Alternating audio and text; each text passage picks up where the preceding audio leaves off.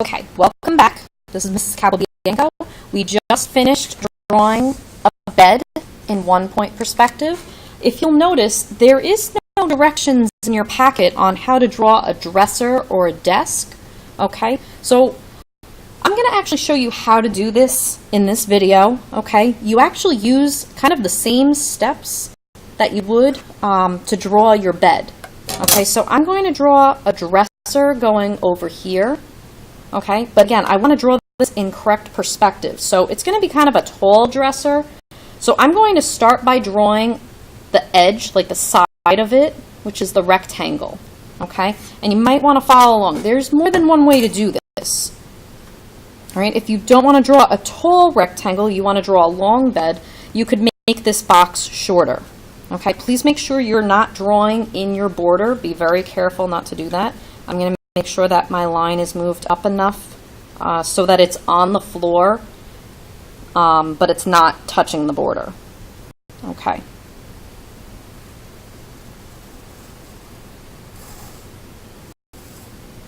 All right, so there's my first line.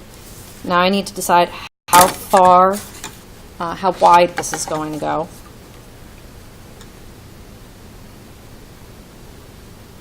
Okay, and again, this is going to be kind of a tall, skinny dresser, so I'm not going to make this too wide.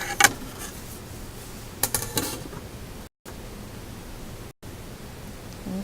I'm going to draw my second line here for the rectangle that's about the same height as this one. And then I'm going to connect these lines. Okay. So again, I have my room line cutting through my dresser, which is not good. This part here, I would want to erase. This way, all I have is this rectangle, and this line is not here. So if you're doing this in pencil, which you should be, you can go ahead and erase that inside line now. I'm just going to outline my rectangle so you can see what, oops, so you can see what you are keeping. Okay, so I have my rectangle, and now I need to figure out like how big this dresser is. So I need to draw a line from each corner here, except for this back one, all the way to the vanishing point.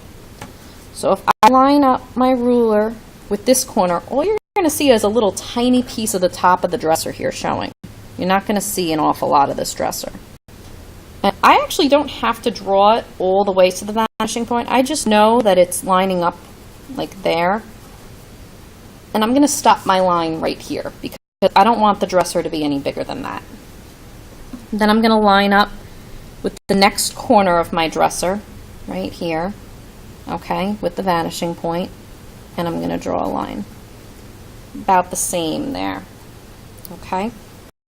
And then I'm going to do the same thing with the vanishing point and this corner of my dresser. Okay, this time I'm going to stop about the same. We're probably going to have to go in and erase in a moment, but that's okay. Okay, I'm going to turn my paper this way, line everything up, and I'm going to connect the top part of the dresser here with the bottom part here.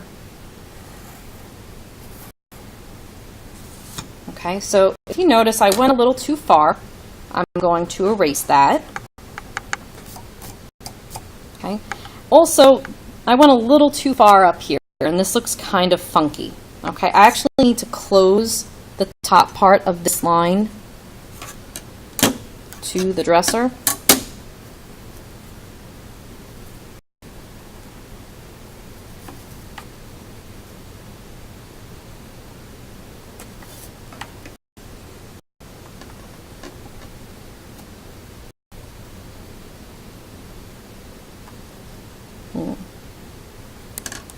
So in order to do that, I have to turn the paper this way.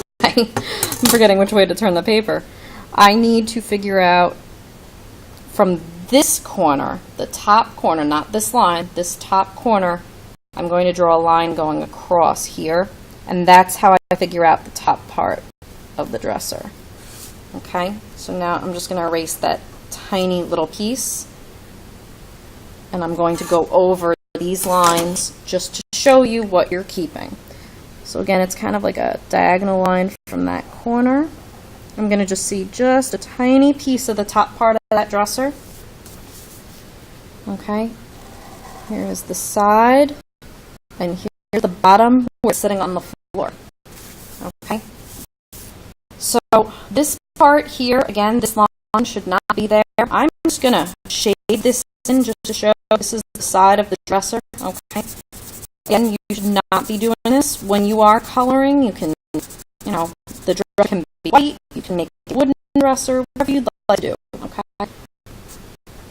I am going to figure out where the drawers are.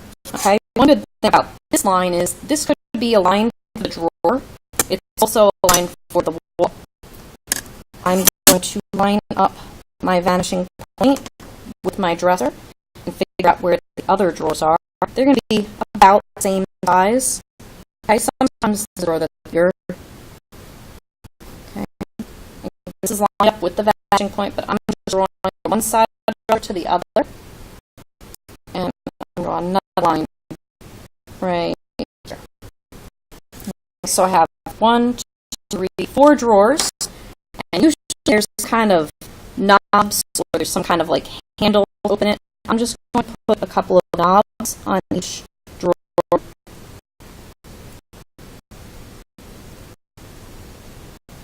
And I'm going to draw lines like this just so you can see that I have my dresser. Now, when we're talking about personalizing our room, we need to think about adding little details to things. So something you can add on top of your dresser, and you can freehand this. You can add a lamp. Okay. Or you can add some other things. An alarm clock or something else. Okay, and this should probably all be in pencil. Okay, I'm only doing this in Sharpie just to demonstrate right now.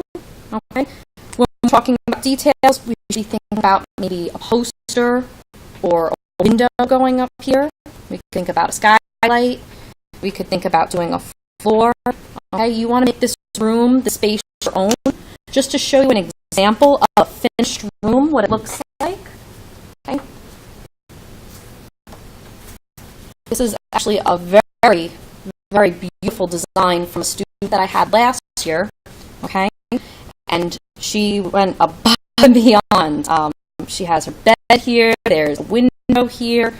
She has kind of a built-in dresser, or this might actually be the doors here. They're just so beautifully designed. She has this beautiful blue rug here with a small table and a couple cushions. Okay, a New York poster, a skylight. Okay, so many details, and it really it came out beautifully, this design.